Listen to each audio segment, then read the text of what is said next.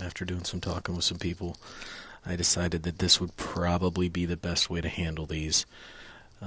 As you can see, this is episode 1 of a terrible saga which consumed my life for almost an entire year.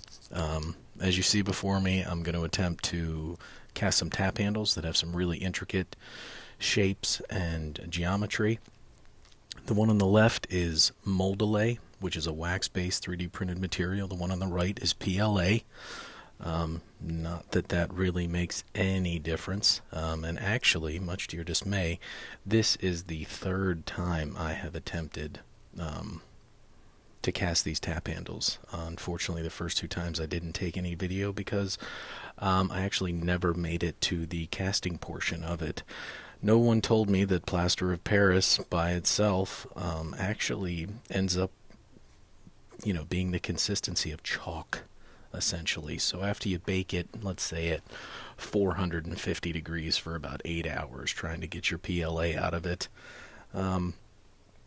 you're essentially end up with a incredibly brittle, fracture-prone mold. So here I am. I'm trying to use chicken wire to reinforce that, give it some structural rigidity. And as you can see, the way I do the tap handles is I pour a small layer over the face of the tap handle beforehand to try to make sure that I catch all the really fine detail in the slot, the card slot that's in the face of these. So I pour some plaster of Paris on them, and as you can see, I'm going over the Hop Design logo right now, really trying to get these things to catch the detail and catch that card slot. I had to make sure, because if you just put those into a giant bucket of plaster and move them around, there's no guarantee that that plaster is going to flow into all the smaller areas and the intricate areas of this. So that was the way I could guarantee it to happen.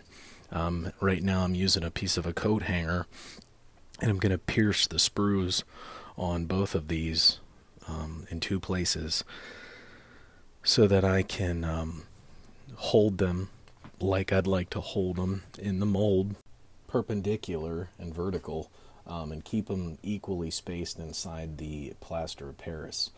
The problem I ran into the first 2 times I did this beforehand that you didn't get a chance to see was the molds want to float, and plaster of Paris is great for doing this. I really wish it functioned better under heat and had the ability to release the PLA more easily.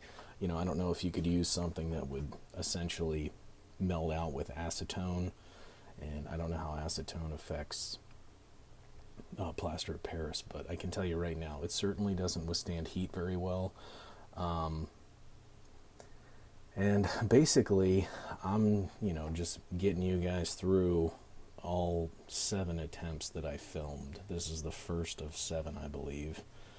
And, so these molds are pretty buoyant. You have to keep them held down as you're backfilling because they constantly want to float. Just getting everything mixed enough and everything poured high enough to support them. And here we go. We're done with that finally. And next, we're going to put some weights on there to keep them held down in. All right, and here we have it. What it looks like when you finally get everything dried up, and just basically how the mold looks beforehand. Okay, so here's my next mistake, would be fire curing this block of plaster of Paris. This is something I should probably revisit. Oh, there I am pulling it out with a pair of channel locks. Fractured the bejesus out of it. Wrapping it in KOA wool, keeping it warm, which also is a mistake because aluminum likes to be poured cold. At least into a cold mold. You can see all the spider cracks. I mean, this was a wicked, terribly awful attempt at a pour. And I think I was just desperate because I like the way that the mold looks so good. And you can see I'm using my old equipment here, so that'll tell you how long ago I started this journey. Ooh, there was a big overflow. That was a terrible setup, but it was quick and easy for me to make and build when I was just getting started. And thank God for the steel bucket around it. This whole thing turned out so horrible. I don't even actually show you guys how this turned out because it's not even worth the waste of your time. But I just wanted to point out some important things.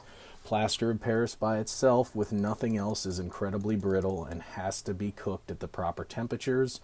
You need to have the proper pouring utensils when you're trying to do this kind of work. And, it's all about temperature control, guys. It really is with the plaster of Paris. I'd like to try it again. Now that I have a kiln, I can actually, cook this stuff and bake it out properly at the right temperatures without exceeding its acceptable limits. But thanks for wasting your time. You're going to have to tune in for a couple more episodes, a little bit more tips and tricks. Any questions, feel free to ask them. Hope you guys have a good one. Take it easy.